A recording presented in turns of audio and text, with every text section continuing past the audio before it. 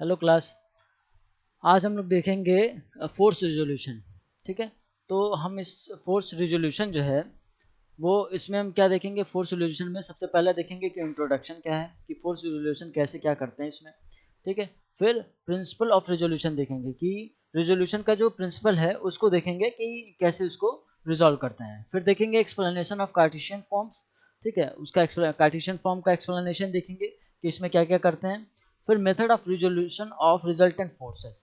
ठीक है, उसके बाद क्या होगा कि जो फोर्सेस जो आते हैं रिजल्टेंट फोर्सेस उसका देखेंगे कि उसको कैसे रिजॉल्व करता है। फिर एक एग्जांपल भी इसमें हम देखेंगे हम, जिसको बस हम यहाँ देख लेंगे, इसको सॉल्व करेंगे हम लोग बोर्ड पे। ठीक है, तो एक एग्जांपल के साथ हम जो भी कंटेंट इसमें पढ़े हुए हैं उसको अप्लाई करके उसको सीखने की कोशिश करेंगे। ठीक है, तो सबसे पहला क्या है, इंट्रोडक्शन। ठीक है, इंट्रोडक्शन में क्या है कि फोर्स रिजोल्यूशन क्या होता है कि हम किसी भी फोर्स को हम दो डायरेक्शन में स्प्लिट कर देते हैं। ठीक है, कोप्लेनर फोर्स अगर हम पढ़ रहे हैं तो हम क्या करते हैं कि उस फोर्स को दो कंपोनेंट में स्प्लिट कर देते हैं, एक हॉरिजॉन्टल और वर्टिकल कंपोनेंट, जिसका जो रिजल्टेंट है वो जिसका जो रिजल्टेंट है वो एक ही डायरेक्शन में होता है। ठीक है, उसके मतलब एक सिंगल फोर्स अगर किसी बॉडी पे लग रहा हो और उस फोर्स को अगर कंपोनेंट में ब्रेक करके भी उसी बॉडी पे लगा रहे हैं तो क्या होगा कि उस फोर्स का रिजल्टेंट जो है वो चेंज नहीं होगा, उस बॉडी पे कोई दूसरा इफेक्ट नहीं आएगा, दोनों फोर्स का इफेक्ट जो है वो सेम आएगा। ठीक है, तो इसमें क्या है, इट इज डिफाइन, क्या लिखा हुआ है इसमें देखते हैं। It is it is defined as the process of splitting up the given forces into a number of components। ठीक है, हम क्या करते हैं कि एक फोर्स को जो है, ठीक है, ये एक प्रोसेस है जिसमें हम क्या करते हैं कि एक फोर्स को जो है वो नंबर ऑफ कंपोनेंट में तोड़ देते हैं। ठीक है, अब वो दो कंपोनेंट में भी हो सकता है और तीन कंपोनेंट में भी हो सकता है। अगर हम कोप्लेनर फोर्स की बात कर रहे हैं तो वो दो कंपोनेंट में होगा। ठीक है, लेकिन अगर थ्री डायमेंशनल बात कर रहे हैं यानी वाई डायरेक्शन को भी अगर कंसिडर कर रहे हैं तो वो तीन डायरेक्शन में भी हो सकता है। ठीक है, तो क्या है defined, it is defined as the process of splitting up the given force into number of component। ठीक है, उसको कई कंपोनेंट में तोड़ देना। ठीक है, without changing its effect on the body is called force resolution of is called resolution of a force। ठीक है, अगर हम कंपोनेंट को अगर फोर्स को डिफरेंट डिफरेंट कंपोनेंट में नंबर ऑफ कंपोनेंट में ब्रेक कर दे रहे हैं तो इसका मतलब ये नहीं है कि वो बॉडी के ऊपर जो इफेक्ट आ रहा है उसको चेंज कर रहे हैं। ठीक है, अगर हम फोर्स को ब्रेक करते हैं अलग अलग कंपोनेंट में तो उस बॉडी के ऊपर कोई भी चेंज फोर्स रिजोल्यूशन की वजह से नहीं आता है। ठीक है, फोर्स को उसके कंपोनेंट की वजह से नहीं आता है। ठीक है, तो इसको क्या बोलते हैं, resolution of forces. A force is generally resolved into two mutual perpendicular directions। ठीक है, अगर हम कोप्लेनर फोर्स की बात करें तो हम उसको दो कंपोनेंट में तोड़ देते हैं, एक हॉरिजॉन्टल और एक वर्टिकल। ठीक है, अगर कोई फोर्स जो है, अगर कोई फोर्स जो है वो हम इसको ब्रेक करते हैं। ठीक है, अगर इस फोर्स को हम ब्रेक करते हैं किसी दो कंपोनेंट में तो एक इसका हॉरिजॉन्टल कंपोनेंट आएगा जो एफ कॉस थीटा होगा। ठीक है, और एक इसका वर्टिकल कंपोनेंट आएगा जो एफ साइन थीटा होगा। ठीक है, हम इसकी बात कर रहे हैं, साइन थीटा होगा। ठीक है, हम इसकी बात कर रहे हैं जब ये कोप्लेनर फोर्स है। अगर ये थ्री डायमेंशनल फोर्स होता है तो इसका एक जेड कंपोनेंट भी आता है। ठीक है, इसका एक जेड कंपोनेंट भी आता है क्योंकि हम कोप्लेनर फोर्स के बारे में पढ़ रहे हैं। तो यहाँ पे सिर्फ दो ही कंपोनेंट आएगा, वो आएगा हॉरिजॉन्टल और एक वर्टिकल। ठीक है, फिर नेक्स्ट देखते हैं।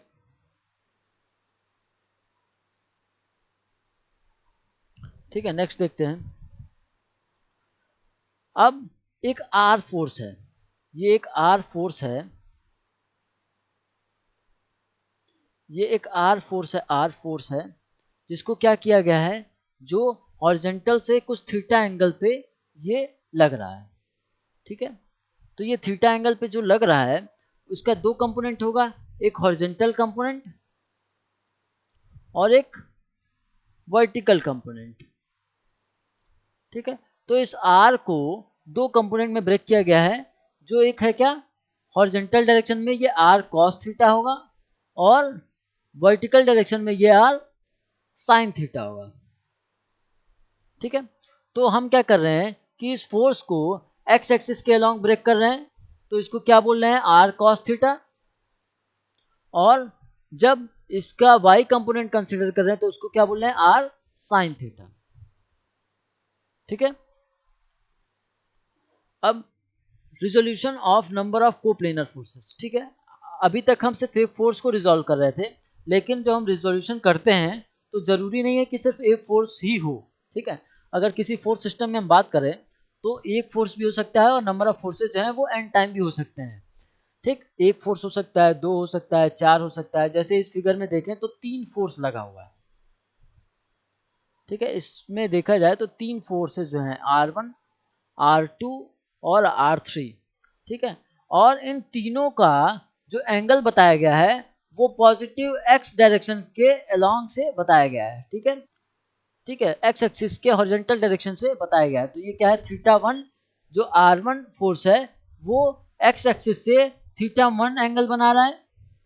ठीक है, जो R2 फोर्स है वो एक्स एक्सिस से थीटा टू एंगल बना रहा है।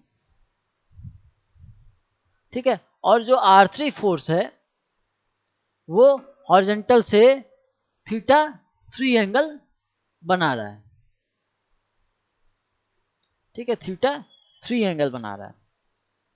ठीक है, तो अब हम क्या करेंगे, इसको समझने के लिए एक चीज करते हैं कि इसका एक्स एक्सिस जितने भी फोर्सेस लगे हुए हैं किसी भी सिस्टम में, हम उसको एक्स और वाई कंपोनेंट में ब्रेक कर लेते हैं। ठीक है, तो क्या है, देखो देखते हैं, यहाँ पे लिखा हुआ है sum of component of all forces along X axis. ठीक है, अब जितने भी फोर्सेस हैं एक्स एक्सिस के अलोंग सबको सम करना है।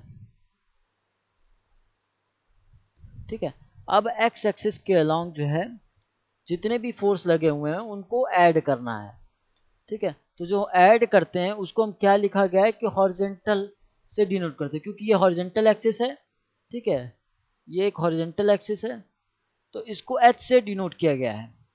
ठीक है, तो इस एच इक्वल टू क्या होगा, सबके हॉरिजॉन्टल कंपोनेंट, सारे तीनों फोर्स के हॉरिजॉन्टल कंपोनेंट को हम ऐड करते हैं। तो क्या होगा, आर कॉस थीटा वन, ये इसका कंपोनेंट हो गया। R1 का जो हॉरिजॉन्टल कंपोनेंट होगा वो आर कॉस थीटा वन होगा। ठीक है, फिर दूसरे फोर्स की बात करें तो दूसरे फोर्स का जो हॉरिजॉन्टल कंपोनेंट होगा वो R2 कॉस थीटा टू होगा। R2 cos theta two. ठीक, सिमिलरली जब हम R3 को कंसीडर कर रहे हैं तो वो क्या होगा, R3 cos थीटा थ्री होगा horizontal component, R3 cos theta three.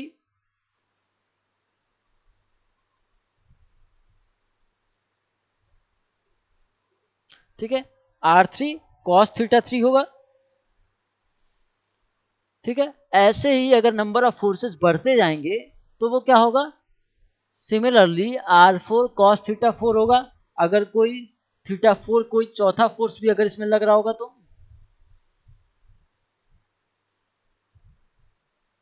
ठीक है,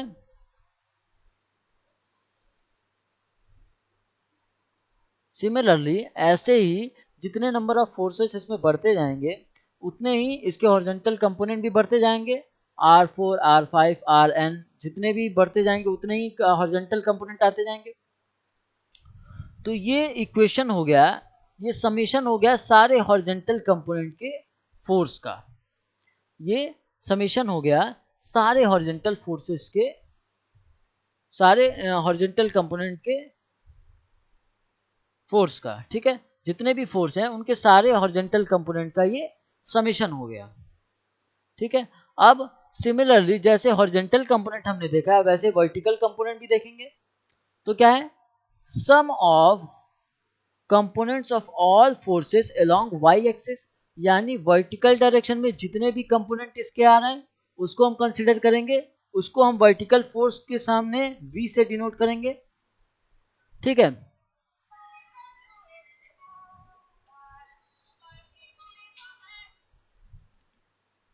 ठीक है, तो इन सारे फोर्सेस के V कंपोनेंट यानी वर्टिकल फोर्स को ऐड करेंगे हम, ठीक है। तो जो वर्टिकल फोर्स है उसको कैसे देखेंगे, R1 साइन थीटा 1, यानी R फोर्स के वर्टिकल कंपोनेंट को R साइन थीटा 1 के अलोंग से दिखाया गया है, ठीक है। तो यानी R1 साइन थीटा 1, इसका फोर्स जो है ये इधर लगेगा, ठीक है। सिमिलरली R2 साइन थीटा 2, ठीक है। तो ये R2 इंटू साइन थीटा 2, ये भी अलोंग वर्टिकल डायरेक्शन यानी वाई एक्सिस के अलोंग लगेगा, ठीक है। उसी तरीके से R3 साइन थीटा 3, ठीक है। तो वो भी सिमिलरली वर्टिकल डायरेक्शन में ही लगेगा, R3 इंटू साइन थीटा 3, ठीक है, वो भी इसी डायरेक्शन में लगेगा। अब क्योंकि ये तीन ही फोर्स है तो यहाँ तीन कंपोनेंट आ रहे हैं वर्टिकल डायरेक्शन में, अगर n नंबर ऑफ कंपोनेंट होते, n नंबर ऑफ फोर्सेस होते तो n नंबर ऑफ कंपोनेंट भी वर्टिकल डायरेक्शन में आते, ठीक है। तो अब उसी को समेशन के फॉर्म में दिखाया गया है कि सारे वर्टिकल फोर्स को हम ऐड करते हैं, ठीक। तो इन सारे वर्टिकल फोर्स को हम ऐड करते हैं, तो हमको वर्टिकल कंपोनेंट को ऐड करते हैं तो हमको पता चलता है कि वर्टिकल डायरेक्शन में इसके कितने फोर्स लग रहे हैं, ठीक है। फिर अब इनका रिजल्टेंट देखा जाए तो रिजल्टेंट क्या होगा, R equals to root under horizontal component का स्क्वायर प्लस वर्टिकल कंपोनेंट का स्क्वायर, ठीक है। R equals to root under जितने भी हॉरिजॉन्टल कंपोनेंट ऐड किए हम लोग उन सब का सम, ठीक है। तो R का H का स्क्वायर हॉरिजॉन्टल कंपोनेंट का स्क्वायर प्लस जितने भी वर्टिकल कंपोनेंट का हम लोग समेशन किए हैं, ठीक है, तो उस पूरे वर्टिकल कंपोनेंट का स्क्वायर। ये इक्वेशन हमको बताता है कि इन सब फोर्स के रिजल्टेंट का वैल्यू, उसका मैग्नीट्यूड कितना हुआ, ठीक है। तो जब हमको एक बार मैग्नीट्यूड पता चल जाता है उसके बाद हम कह सकते हैं कि उसका डायरेक्शन कैसे पता चलेगा, ठीक है। तो डायरेक्शन हमको क्या होता है कि अगर कोई भी रिजल्टेंट फोर्स लग रहा है, मान लेते हैं कि इन सबका रिजल्टेंट फोर्स जो है वो ये लग रहा है, ठीक है, तो और इसके इनके बीच का जो एंगल है वो थीटा है, ठीक है। तो हमको क्या करना है कि tan थीटा इक्वल टू हमको पता है परपेंडिकुलर अपॉन बेस होता है, tan theta equals to perpendicular upon base, ठीक है। तो कितने परपेंडिकुलर फोर्स हैं, वो ये हैं, वर्टिकल जितने भी फोर्स लग रहे हैं वो एक्स एक्सिस के लॉन्ग ही, तो एक्स एक्सिस से परपेंडिकुलर ही तो लग रहे हैं, एक्स एक्सिस के परपेंडिकुलर ही लग रहे हैं। तो वर्टिकल डायरेक्शन में क्या होगा, परपेंडिकुलर अपॉन बेस, बेस क्या होगा, जितने भी हॉरिजॉन्टल फोर्स होंगे, जितने भी हॉरिजॉन्टल डायरेक्शन में फोर्स होंगे वो सब हॉरिजॉन्टल डायरेक्शन में वो सब बेस होंगे, तो उनका वैल्यू हम क्या एच से डिनोट किया गया है, ठीक है। तो उसका वैल्यू क्या हम एच से लिखेंगे, ठीक है। यहां से जब हम सॉल्व करेंगे तो theta equals to tan inverse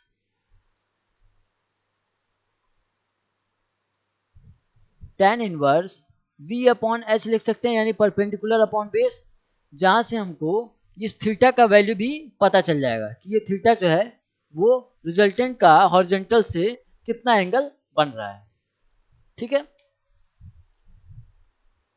next देखते हैं, ठीक है। अब principle of resolution, principle of resolution का स्टेटमेंट क्या है देखते हैं।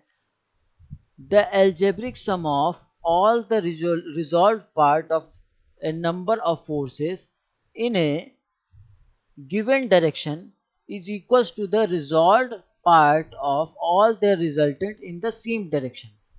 मतलब कि अगर किसी भी एल्जेब्रिक सम किसी भी फोर्सेस का रिजॉल्व करें और उसका एल्जेब्रिक सम ऐड करें, वो रिजल्टेंट के रिजोल्यूशन के बराबर होगा। मतलब कि जो भी एल्जेब्रिक सम हम कर रहे हैं किसी भी फोर्सेस का, जितने भी नंबर ऑफ फोर्सेस का एल्जेब्रिक सम हम कर रहे हैं उसके पार्ट्स का, ठीक है, तो वो बराबर होगा रिजल्टेंट के रिजोल्यूशन के, ठीक है। यानी अगर कोई फोर्स हम लगा रहे हैं किसी भी डायरेक्शन में, अगर कोई फोर्स लगा रहे हैं हम, ठीक है, तो सारे फोर्स का अगर रिजॉल्व करें, ठीक है, सारे फोर्स को रिजॉल्व करें तो उनका जो एल्जेब्रिक सम होगा वो बराबर होगा उसके रिजल्टेंट के रिजोल्यूशन के बराबर होगा, उसके रिजल्टेंट फोर्स के, मान लेते हैं ये रिजल्टेंट है, तो उसके रिजल्टेंट फोर्स के रिजोल्यूशन के बराबर होगा।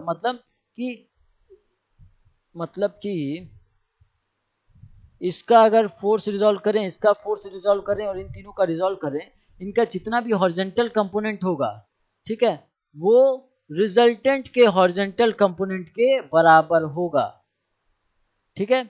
और जितना भी इनका वर्टिकल कंपोनेंट होगा, जितना भी इनका वर्टिकल कंपोनेंट होगा वो रिजल्टेंट के वर्टिकल कंपोनेंट के बराबर होगा, ठीक है। और इनका डायरेक्शन जो होगा, जो रिजल्टेंट का डायरेक्शन होगा, वही उन सारे फोर्स के एल्जेब्रिक सम के रिजल्टेंट का फोर्स के बराबर होगा, ठीक है। अब फोर्स को जब रिजॉल्व करते हैं तो उसको क्वाड्रेंट में दिखाते हैं। जैसे ये फर्स्ट क्वाड्रेंट है, अगर ये फोर्स फर्स्ट क्वाड्रेंट में लग रहा है, ठीक है, अगर ये फोर्स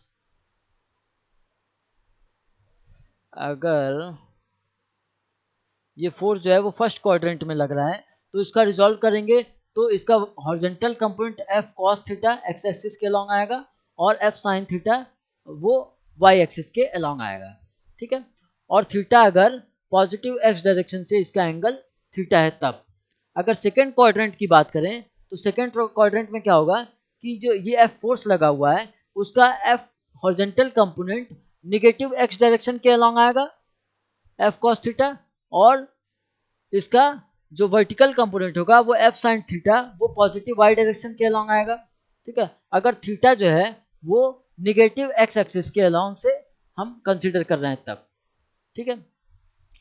और अगर थर्ड क्वाड्रेंट की बात करें, थर्ड क्वाड्रेंट, तो थर्ड क्वाड्रेंट में क्या है कि अगर फोर्स थर्ड क्वाड्रेंट में लगा हुआ है तो उसका जो हॉरिजॉन्टल कंपोनेंट होगा वो एफ कॉस थीटा होगा निगेटिव एक्स डायरेक्शन में, और एफ साइन थीटा होगा वर्टिकल डायरेक्शन में निगेटिव वर्टिकल डायरेक्शन में, यानी निगेटिव वाई डायरेक्शन में, ठीक है। अगर थीटा जो है वो निगेटिव एक्स डायरेक्शन से वाई कोऑर्डिनेट में बन रहा है तब, वाई कोऑर्डिनेट में बन रहा है तब, ठीक है। अगर फोर्थ क्वाड्रेंट की बात करें तो फोर्थ क्वाड्रेंट में क्या है कि अगर ये एफ फोर्स फोर्थ क्वाड्रेंट में लग रहा है तो इसका horizontal component F cos theta वो हॉरिजॉन्टल डायरेक्शन में आएगा, ठीक है, वो पॉजिटिव एक्स डायरेक्शन में आएगा, और एफ साइन थीटा वो नेगेटिव वाई डायरेक्शन में आएगा, ठीक है।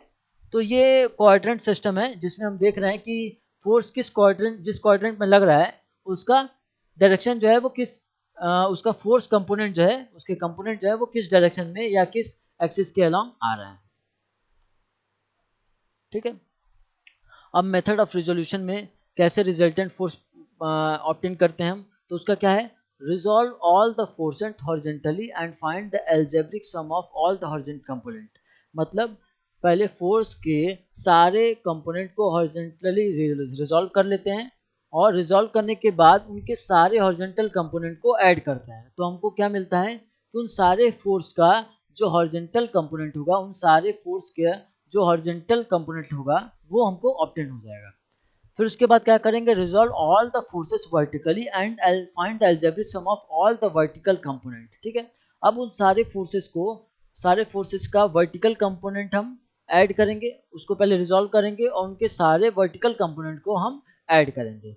ठीक है, तो जब सारे हॉरिजॉन्टल और वर्टिकल कंपोनेंट को हम ऐड कर लिए तो रिजल्टेंट हमको ऑब्टेन करने के लिए बस क्या करना है, resultant equal to root under summation of horizontal component का square plus summation of vertical component का स्क्वायर।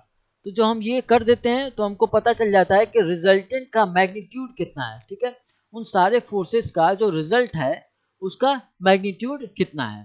ठीक है, अब अगर हमको रिजल्टेंट का मैग्नीट्यूड पता चल गया तो हमको पता करना है कि उसका डायरेक्शन किधर लगेगा, वो उसका एंगल जो है वो हॉरिजॉन्टल से या किसी भी एक्सिस से वो कितने एंगल पे लग रहा है, उसको हम अगर पता करें तो क्या होगा, the resultant force will be inclined at an angle with the horizontal such that, ठीक है, अगर हॉरिजॉन्टल एंगल को कंसीडर कर रहे हैं, हॉरिजॉन्टल एक्सिस से कंसीडर कर रहे हैं तो क्या होगा, परपेंडिकुलर अपॉन बेस, तो परपेंडिकुलर होगा क्या, पूरे वर्टिकल फोर्स का समेशन डिवाइडेड बाय पूरे हॉरिजॉन्टल कंपोनेंट का फोर्स का समेशन, हॉरिजॉन्टल कंपोनेंट का समेशन। यहाँ से हमको पता चल जाएगा थीटा का वैल्यू, वो बताएगा कि रिजल्टेंट फोर्स जो है वो कितने एंगल हॉरिजॉन्टल एक्सिस से कितने एंगल पे लग रहा है। ठीक है, अब एक चीज और देखते हैं, value of angle depend on the vertical summation of horizontal and vertical direction. ठीक है, क्या होता है कि फोर्स का जो हम वैल्यू पता करते हैं वो वैरी करता है कि वो किस डायरेक्शन में उसका वैल्यू कितना है। ठीक है, तो लिखा हुआ है the value of angle with will vary depend on the value of horizontal summation of vertical force and summation of horizontal force। ठीक है, तो इसको अगर समझने की कोशिश करें, when summation of vertical positive, ठीक है, अगर समेशन ऑफ वर्टिकल फोर्स जो है वो पॉजिटिव है, the resultant make an angle between 0 to 180 degree. ठीक है, अगर सारे फोर्स का समेशन जो है वो पॉजिटिव है, अगर सारे फोर्स के वर्टिकल कंपोनेंट को हम ऐड करें और वो समेशन जो है वो पॉजिटिव है, तो वो उसका एंगल जो है वो 0 से लेके 180 डिग्री के बीच में होगा। ठीक है, और अगर सारे वर्टिकल फोर्स का समेशन जो है वो निगेटिव है, ठीक है, अगर सारे वर्टिकल कंपोनेंट के को ऐड करें और उनका समेशन जो है वो निगेटिव है, तो उनका रिजल्टेंट जो होगा वो 180 से 360 डिग्री के बीच में होगा। यानी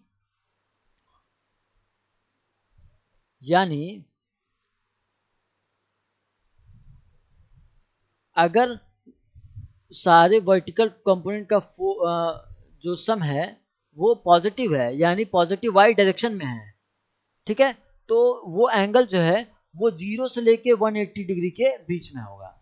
लेकिन अगर सारे वर्टिकल फोर्स जो हैं वो निगेटिव वाई डायरेक्शन में है, निगेटिव वाई डायरेक्शन में है, तो उन सारे फोर्स जो एंगल होगा उनका एंगल जो है वो 180 से लेके 360 के बीच में होगा, 180 से लेके 360 के बीच में होगा। ठीक है, और वहीं अगर हॉरिजॉन्टल कंपोनेंट की बात करें तो अगर हॉरिजॉन्टल कंपोनेंट पॉजिटिव है तो उनका रिजल्टेंट जो है वो 0 से 90 डिग्री के बीच में होगा, यानी 0 से 90 डिग्री के बीच में होगा। ठीक है, और अगर, ठीक है,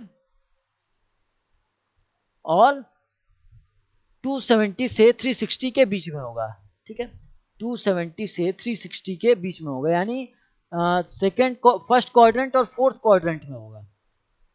ठीक है, लेकिन अगर हॉरिजॉन्टल समेशन ऑफ हॉरिजॉन्टल अगर निगेटिव आ रहा है, हॉरिजॉन्टल कंपोनेंट निगेटिव आ रहा है, तो वो 90 डिग्री से लेके 270 डिग्री के बीच में होगा, यानी सेकेंड या थर्ड क्वाड्रेंट में होगा। ठीक है, एक बार फिर से देखते हैं। ठीक है,